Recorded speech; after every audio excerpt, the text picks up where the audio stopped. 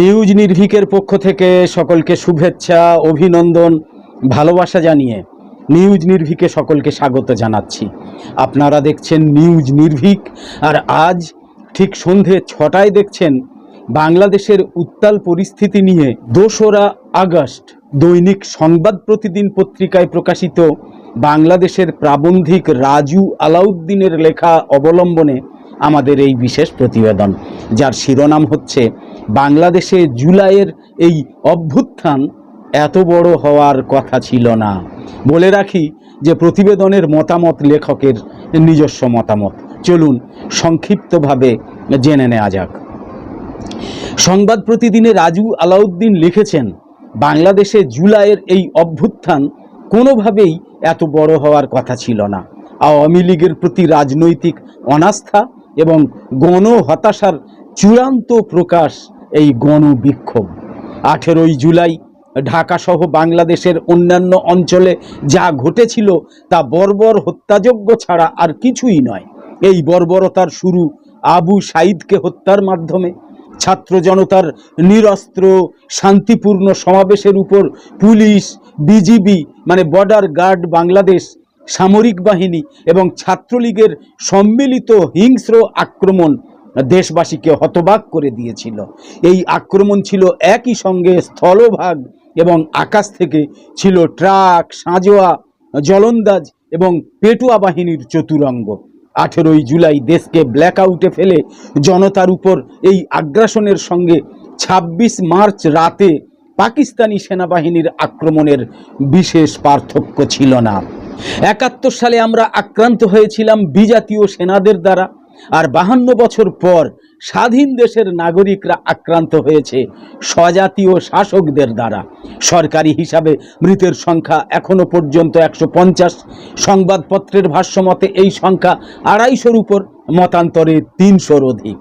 যে কোটা সংস্কার আন্দোলন বা বৈষম্য বিরোধী ছাত্র আন্দোলন নিয়ে এই হত্যাযজ্ঞ সরকার আন্তরিক হলে শত শত মৃত্যুর এই বেদনাদায়ক ঘটনা এড়ানো যেত।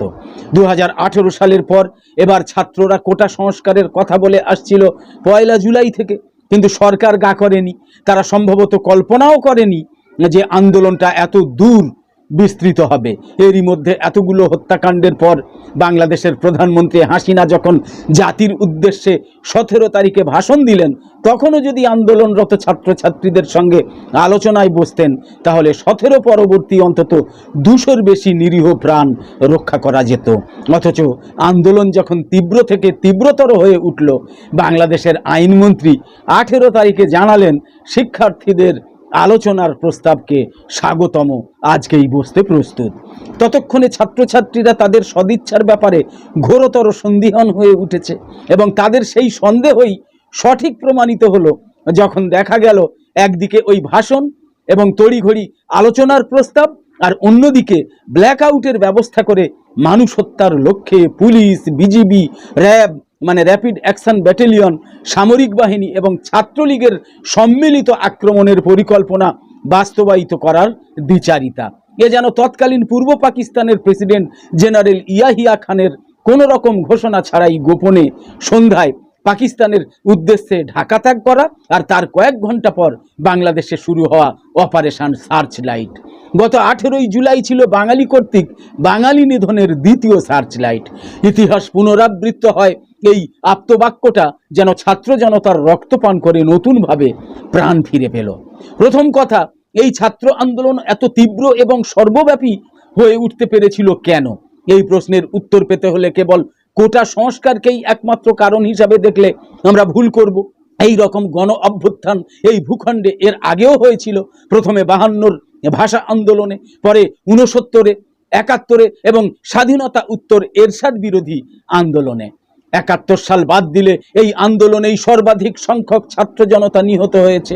গত 15 বছরের এই সরকার শিক্ষা ব্যবস্থাকে যেভাবে ধ্বংস করেছে এবং বিভিন্ন মৌলবাদী ইসলামী দলের আবদারে পাঠ্যক্রমে পরিবর্তন এনেছে, তাতে পাঠ্যপুস্তক কার্যত ঠোঙায় পরিণত হয়েছে।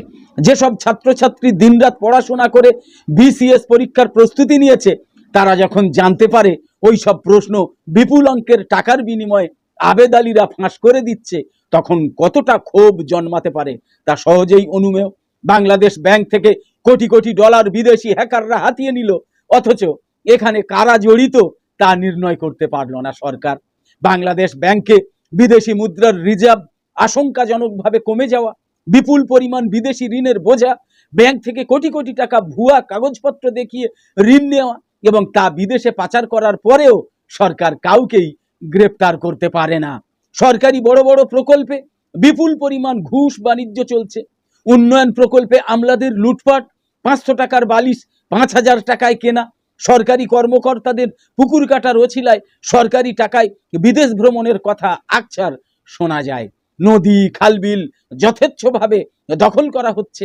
আর আছে সরকারের প্রতিটা প্রতিষ্ঠানে সর্বোচ্চ পদের ব্যক্তি থেকে শুরু করে একেবারে নিম্ন পদ পর্যন্ত ঘুষ এবং দুর্নীতির অবাধ অ্যাক্টিভিটি। অভিযোগ পুলিশের সাবেক ডিআইজি বেনজির আহমেদ, সাবেক মেজর জেনারেল আজিজ, আয়কর বিভাগের মতিউর রহমান কিংবা ড্রাইভার মাজেদ। অভিযোগ এরা রাষ্ট্রের সর্বব্যাপী ঘুষ এবং দুর্নীতির আইসবার্গীয় চূড়া মাত্র।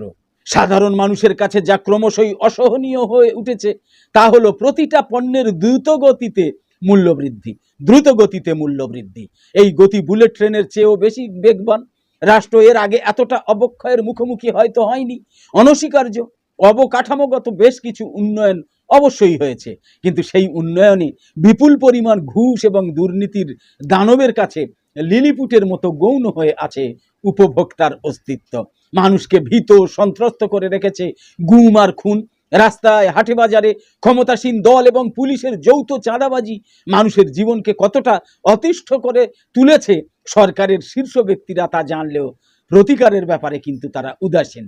আওয়ামী লীগের শাসন আমলে সবচেয়ে বড় যে পরিবর্তনটা হয়েছে তা হলো এই স্বাধীন রাষ্ট্রের প্রতিষ্ঠাতা বঙ্গবন্ধু শেখ মুজিবুর রহমানের আদর্শের একেবারে পরিপন্থী। সমাজতন্ত্রী দেশগুলোর ক্রমশই মার্কস, এঙ্গেলস এবং লেনিনের কল্পরাজ্য থেকে সরে যাওয়া প্রসঙ্গে মেক্সিকোর লেখক অক্টাভিও পাস যে কথাগুলো বলেছিলেন তাই যেন বাংলাদেশের বর্তমান পরিণতির বেলাতেও একেবারে প্রাসঙ্গিক। শেখ মুজিব যদি ফিরে আসতেন তাহলে কি প্রসন্ন হতেন? মানুষকে ধর্ম, রাষ্ট্র এবং কর্তৃত্ব থেকে মুক্ত করার পরিবর্তে অধীন করছেন কারা? বাংলাদেশে বঙ্গবন্ধুর বাঙালি জাতীয়তাবাদের জায়গায় ঢুকেছে মুসলিম জাতীয়তাবাদ। গণতন্ত্রের জায়গা দখল করেছে স্বৈরতন্ত্র। সমাজতন্ত্রের জায়গা দখল করেছে কর্পোরেট গোষ্ঠীর সংকীর্ণ স্বার্থবাদ। আর ধর্মনিরপেক্ষতার জায়গায় ইসলামী জাজবা। আওয়ামী লীগ যে মুক্তিযুদ্ধের চেতনার কথা বলছে, কোথায় সেই চেতনার বাস্তবায়ন? বিপুল সংখ্যক মসজিদ মাদ্রাসার দেশে 560টা মডেল মসজিদ বানিয়ে আওয়ামী লীগ কোন চেতনার বাস্তবায়ন করছে? অথচ রাষ্ট্রের কাজ কি ধর্মের পৃষ্ঠপোষকতা করা? আওয়ামী লীগ দেশ স্বাধীন করার সময় ধর্ম নিরপেক্ষতাকেই কিন্তু মূল মন্ত্র হিসাবে বেছে নিয়েছিল। এরশাদ বিরোধী আন্দোলনে জামায়াত, বিএনপি এবং আওয়ামী লীগ একাত্ম হয়েছিল। দ্বিতীয়বার তত্ত্বাবধায়ক সরকার ব্যবস্থা প্রবর্তনের জন্য 1994 সালে বিএনপির বিরুদ্ধে আওয়ামী লীগ জামাতে ইসলামীকে রীতিমতো আন্দোলনের সঙ্গী করেছিল। মনে পড়ছে কি? জামাতে ইসলামীরা কি তখন রাজাকার ছিল না? আওয়ামী লীগের ভাষায় যে এরশাদ ছিল তখন স্বৈরাচারী, তাকে কি বর্তমান প্রধানমন্ত্রী শেখ হাসিনার বিশেষ দূত পর্যন্ত বানানো হয়নি? জনগণ কি করে ভুলবে যে এই স্বৈরাচারীরই পৃষ্ঠপোষকতা করেছিল আওয়ামী সরকার? বাঙালি এবং বাউল সংস্কৃতিকে সংকুচিত করা হয়েছে আওয়ামী লীগ আমলেই সবচেয়ে বেশি। কেন পহেলা বৈশাখ উদযাপনের সময়সীমা নিরাপত্তার অজুহাতে নিরাপত্তা বাহিনী নির্ধারণ করে দিচ্ছে? কেন একের পর এক বাউল নানাভাবে মৌলবাদীদের হামলা এবং হেনস্থার শিকার হন? এসবই কি মুক্তিযুদ্ধের চেতনা বাস্তবায়নের অংশ? এমনকি পরিসংখ্যান বলছে এক সময়ের ভোট ব্যাংক হিসাবে পরিচিত হিন্দুদের উপর নিপীড়ন এবং জমি দখল গত 15 বছরে আওয়ামী লীগ সরকারের আমলেই সব থেকে বেশি হয়েছে। কমতে কমতে 5%-ও নিচে নেমে আসায় হিন্দুরা এখন আর গুরুত্বপূর্ণ ভোট ব্যাংক নয় এবং সুষ্ঠু ভোট ব্যবস্থা না থাকায় বাংলাদেশে খোদ ভোট ব্যাংকের হিসাবও গুরুত্বহীন। অতএব তাদের উপর নিপীড়নে আওয়ামী লীগের কি বা আসে যায়, এমন পরিস্থিতি নয়। অভিযোগ উঠেছে এই দেশের সমাজ এবং সংস্কৃতিকে মৌলবাদের উপাদানে যতটা আচ্ছন্ন করা হয়েছে তার জন্য আওয়ামী লীগের অদূরদর্শী কর্মকাণ্ডই সবচেয়ে বেশি দায়ী। জুলাইয়ের এই অভ্যুত্থান কোনোভাবেই এত বড় হওয়ার কথা ছিল না। এতটা যে বড় হতে পারলো তার নেপথ্যে উপরুক্ত সমস্ত কারণই সমন্বিত হয়ে বিস্ফোরক রূপ ধারণ করেছে। আওয়ামী লীগের প্রতি রাজনৈতিক অনাস্থা এবং গণহতাশার চূড়ান্ত প্রকাশ এই গণবিক্ষোভ। আর আশ্চর্য এই যে প্রশাসনিক প্রধান মুখে যদিও বারবার বলেছেন দুর্নীতি তিনি মোটেই সহ্য করবেন না, কিন্তু দুর্ভাগ্যজনকভাবে এটাই সত্যি যে সরকারি বড় বড় দুর্নীতিবাজ চাকুরিরত অবস্থায় গোয়েন্দা বিভাগকে কাঁচকলা দেখিয়ে সম্পদের পাহাড় গড়ে তুলেছে। আর তথ্য ফাঁস হওয়ার সঙ্গে সঙ্গে এমনকি তদন্ত চলার সময়তেই দেশ ছেড়ে পালানোর সুযোগ পেয়েছে। এই সবই এই সরকারের ভাবমূর্তিকে ভয়ানকভাবে ক্ষুণ্ণ করেছে আর মানুষকে করেছে ক্ষুব্ধ। গত 15 বছরে যে 3টে নির্বাচন হয়েছে তা নির্বাচনের নামে জনগণের সঙ্গে কেবল প্রতারণাই নয়, রীতিমতো জনগণকে অপমান করাও। মানুষকে ভোটের অধিকার থেকে এইভাবে বঞ্চিত করে নির্বাচিত হওয়া যায় বশংবদ প্রশাসন এবং নিরাপত্তা বাহিনীর সহযোগিতায়। কিন্তু আওয়ামী লীগ যে গণবিচ্ছিন্নতার এই চর্চা করে গণবিরাগভাজন হয়ে উঠেছে সেটাকে তারা মোটেই গ্রাহ্য করেনি। জনসমর্থনের তোয়াক্কা না করে এই নিরন্তর ক্ষমতা আরোহণ তাদেরকে নিয়ে গিয়েছে অসহিষ্ণুতা এবং বেপরোয়ামির পরাকাষ্ঠায়। তার পরিণতিও আমরা দেখলাম। লিখেছেন বাংলাদেশের প্রাবন্ধিক রাজু আলাউদ্দিন, মতামত নিজস্ব। একদম শেষে বলি, বদলে যাওয়া সময় প্রতিদিন সন্ধে 6টায় থাকছে মধ্যপ্রাচ্য সহ ইউক্রেন রাশিয়া যুদ্ধ নিয়ে, ইসরায়েল গাজা সংঘাত নিয়ে, ইরান ইসরায়েল বৈরিতা নিয়ে, প্রতিবেশী বাংলাদেশের হালফিলের ঘটনা সহ বিশ্বের বিভিন্ন দেশের টাটকা বিষয় নিয়ে আন্তর্জাতিক প্রতিবেদন এবং ভারতের রাজনৈতিক, সামাজিক, অর্থনৈতিক ইত্যাদি বিষয়সমূহ নিয়ে জাতীয় প্রতিবেদন থাকছে। গুরুত্বপূর্ণ বিষয়ের লাইভ সম্প্রচারও। নিউজ নির্ভীকের এইসব গুরুত্বপূর্ণ ভিডিওর নোটিফিকেশন পেতে সাবস্ক্রাইব এবং ফলো করে সাথে সাথে আমাদের আরও নতুন নতুন ভিডিও বানাতে উৎসাহিত করতে লাইক, কমেন্ট এবং শেয়ার করে নিউজ নির্ভীকের ইউটিউব চ্যানেল আর ফেসবুক পেজের সঙ্গে থাকুন। তো আপাতত শেষ করছি, পরের পর্বে আবার দেখা হবে। সকলে খুব ভালো থাকুন, সুস্থ থাকুন। ধন্যবাদ।